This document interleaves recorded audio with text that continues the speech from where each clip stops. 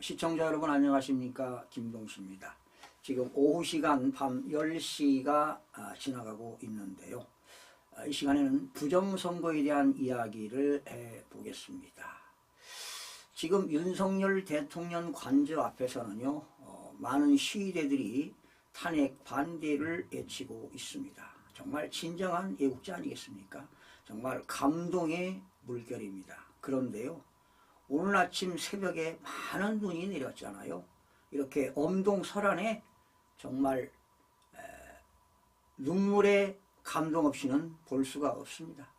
저도 많이 울었습니다. 애국 시민들이 이 나라를 구할 수만 있다면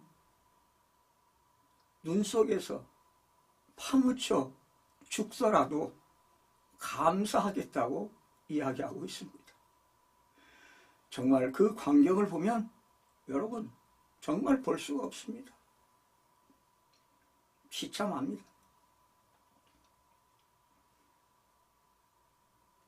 그리고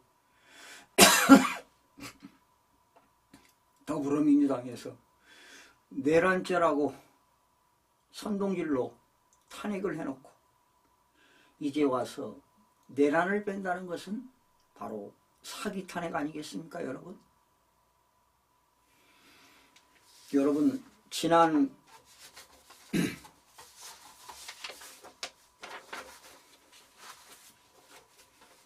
2020년 4.15 선거에서는요, 지역구 국회의원 36명을 부정선거로 당선시켰습니다. 서울에서 9석입니다. 경기 8석, 인천 2석, 대전 3석, 부산 3석, 울산 1석, 강원 3석, 경남 2석, 충남 2석, 충북 3석, 총 36석을 가짜 국회의원을 만들었습니다. 그리고 22대는요 53석입니다. 지역구만. 서울에 무려 17명입니다. 18명이네요. 경기도 12명, 인천광역시 5명, 울산광역시 1명, 경상남도 2명, 충청남도 4명, 부산광역시 1명, 대전광역시 3명, 충청북도 4명, 제주특별자치도 1명, 강원특별자치도 2명에서요 22대는 지역구만 53명이 가짜 국회의원이 당선이 됐습니다. 이미 제가 발표해드렸습니다. 그런데요, 놀라운 것은 21대도 부정선거로 당선되고 죄송합니다. 22대도 부정선거로 연거푸 2번을 당선된 의원 7명을 발표하겠습니다. 박성준입니다. 많이 TV에서 보셨죠? 중국에서 당선된 박성준. 광진을의 고민정, 도봉을의 오기형, 양천갑의 황희, 영등포을의 김민석, 송파병의 남인순, 강동갑의 진선미 의원은 21대, 22대 2번씩이나 연거푸 가짜로 당선이 되었습니다. 서울만 그렇습니다, 여러분. 그 외에도 많은 의원들이 2번에 걸쳐서 21대, 22대 부정선거로 당선이 되었습니다. 윤석열 대통령은 이러한 그동안 12년 동안 부정선거를 해온 것을 진실을 규명하기 위해서 비상계엄을 선포한 것입니다. 여러분, 트럼프 대통령이 1월 20일 날 취임식을 갔는데요. 취임식 전후로 해서 아마 좋은 소식이 있을 겁니다. 여러분들에게 무슨 희망 공언하는 건 아니고요. 분명히 부정선거는 밝혀진다는 것만 알아두시면 되겠습니다. 또 더 깊은 내용은 지금 말씀드릴 수가 없습니다. 여러분 반드시 부정선거는 밝혀질 겁니다. 자, 그래서 우리 젊은 세대들에게요, 어떻게 이렇게 부정선거를 했는가, 제가 여러분들에게 자세하게 알려드리겠습니다. 저는 전산을 잘 모릅니다. 숫자로만 비교를 해드린 건데요. 중구와 성동구리입니다.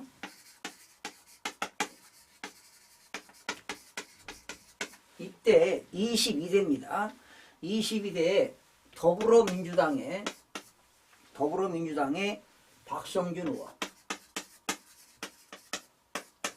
그리고 국민의힘의 이해훈 후보, 그리고 한국국민당의 김영기 후보가 있는데 그건 생략하겠습니다. 제가 사례 가지고 하나 설명하겠습니다. 이 중구 성동 신당동이라고 있어요. 신당동에서요 4월 10일 날 당일 투표를 해보겠습니다. 당일 투표에서 신당동에서요 박성준 의원이 1056표를 얻었습니다. 그리고 이해훈 후보가 1152표를 얻었습니다. 자, 그래서 합계를 내니까 여기 또 다른 후보가 11표를 얻었네요. 11표. 그래서 전체를 합치니까 2219표입니다. 자, 그래서 박성준 후보가 몇 퍼센트를 이겼는가 확인해 보니까 득표율입니다. 47.58%로 얻었고요. 이해훈 후보가 51.91표를 얻었습니다. 여러분, 이 숫자가 1000표가 넘잖아요. 1056, 1152, 11표 합쳐서 2219표입니다. 여러분, 죄송합니다. 제가 너무 무리를 했나봐요.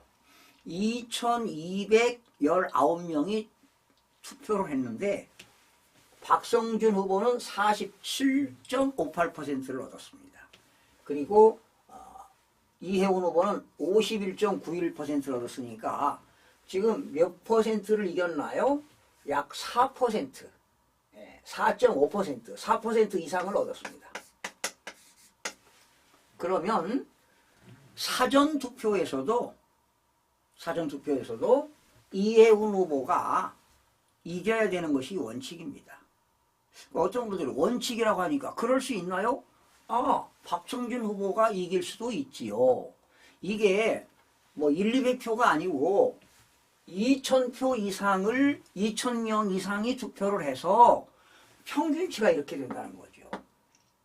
그러면 신당동에서 4월 5일 날 6일 날 사전투표를 한 것도 거의 비슷해야 되는 게 통계학의 대수의 법칙인데요.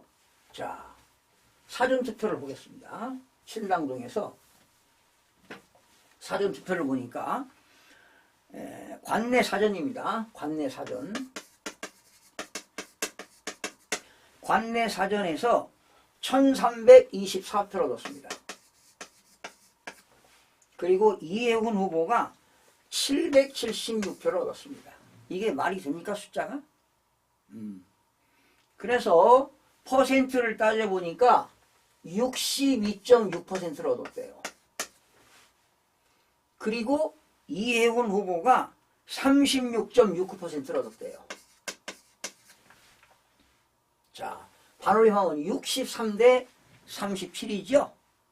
이런 현상이 21대도 사전투표에서 그런 평균 퍼센테지가 나왔습니다. 그러면 이 숫자만 해도 여기 20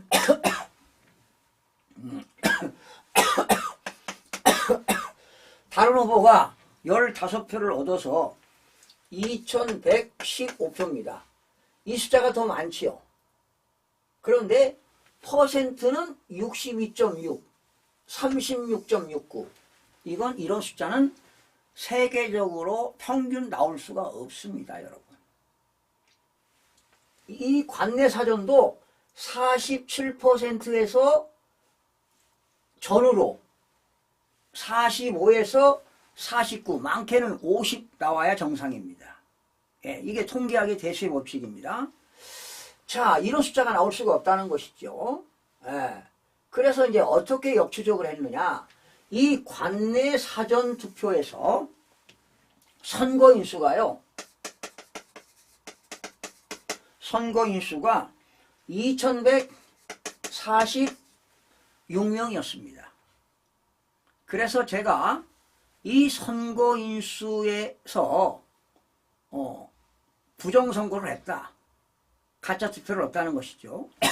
그러면 이 1324표에는 선거관리위원회가 만든 가짜 숫자라는 거예요.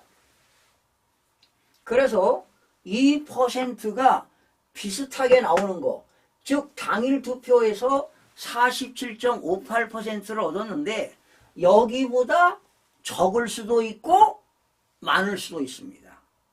그 수치를 어떻게 계산했느냐 하는 겁니다. 어떻게? 이 선거인수의 이 숫자에는, 그러니까 1324표 얻은 거에는 가짜표가 있단 말이죠. 그 가짜표를 어떻게 구했느냐 하는 것이죠. 역추적을 했습니다. 역추적. 예를 들어서 7표당 한 표를 넣었다 그러면 이 숫자에 나누기 8을 하고요. 6표당 한 표를 넣었다 그러면 나누기 7을 해보고요. 5표당 한 표를 넣었다 그러면 나누기 6을 해보고요. 4표당 한 표를 넣었다 그러면 나누기 5를 해보고요. 3표당 한 표를 넣었다 그러면 나누기 4를 해봅니다. 그러면 이 숫자가 다 나와요.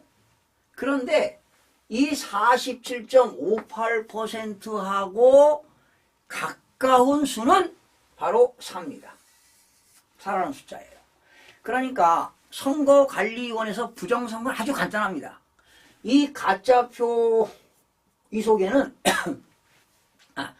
이 1324표라는 숫자 속에는 가짜표가 포함되어 있거든요. 그 가짜표를 몇 표를 집어넣느냐 하는 것은 이런 숫자 개념으로 제가 일일이 다 대입했더니 가까운 숫자가 4를 나눠봤습니다. 이 선거인수에 나누기 4를 했더니 얼마가 나오느냐, 536표가 가짜표가 나옵니다.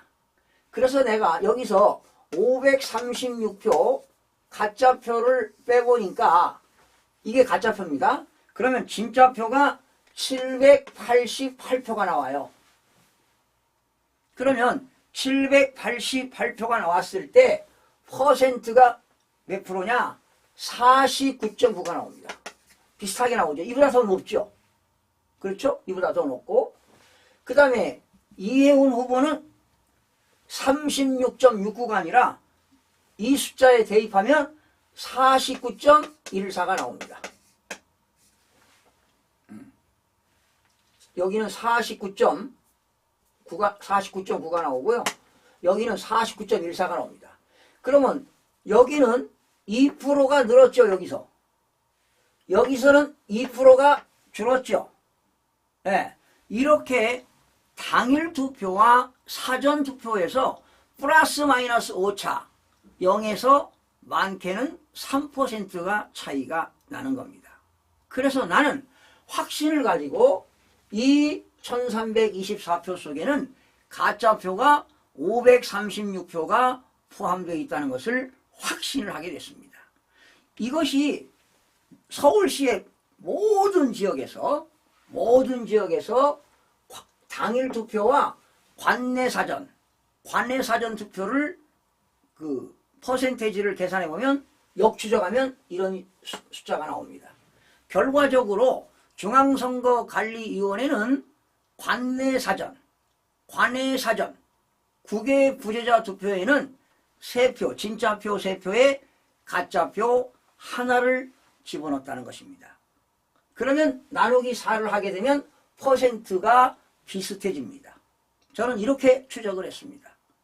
그런데 경기도 지역은요, 4표당 1표를 넣더라고요. 그리고 부산 같은 경우는 7표당 1표를 집어넣더라고요.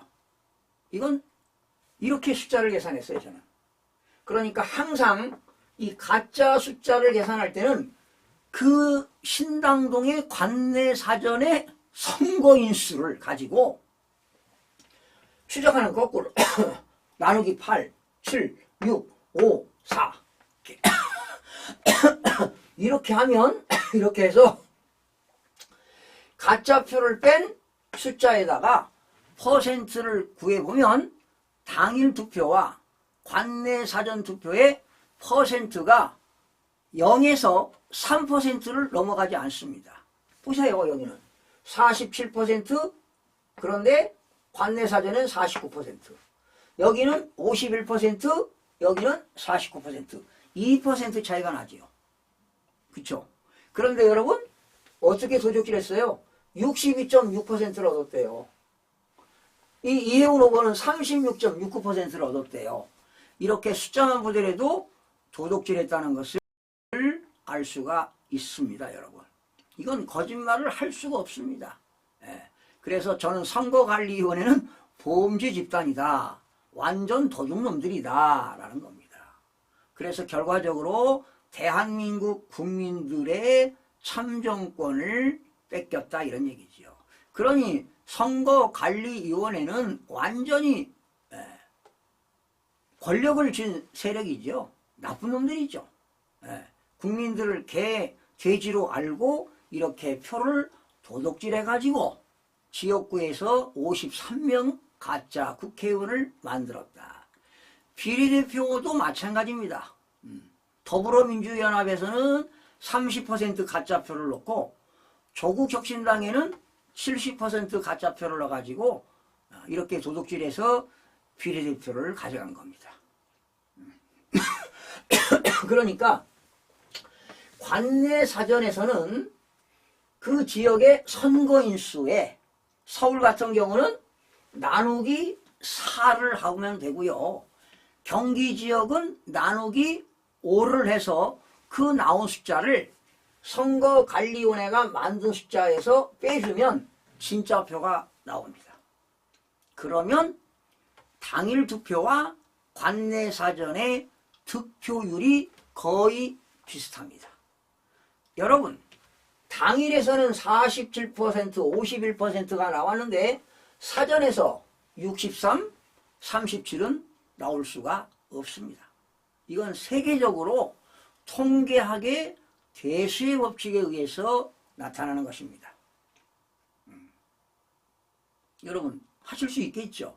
어렵지 않아요. 그래서 대한민국의 2030 세대들, 젊은 세대들이 한번 숫자를 한번 대입해 보세요. 지금 선거관리위원회는 22대 홈페이지를 없앴더라고요. 증거인멸했습니다, 여러분. 그래서 김용현 국방부 장관이 중앙선거관리위원회 서버를 증거보존을 신청했는데 법원에서 기각을 시켰습니다. 왜 기각을 시켰을까요? 뻔한 거 아니겠습니까? 이래서 대한민국의 사법부가 썩었다라는 것입니다. 사법부가 좌경화되고 있다라는 것입니다. 이게 하루 이틀이 아니고요. 한 10여 년 가까이 좌경화가 된 것입니다. 돈에 매수됐나요? 알 수가 없죠.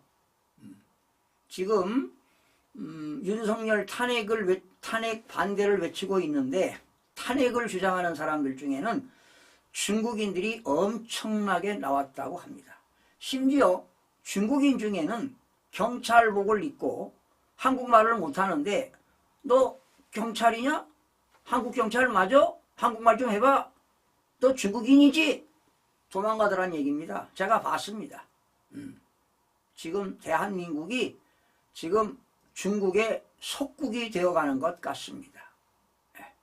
사실은요, 제가 압니다. 제가 알아요.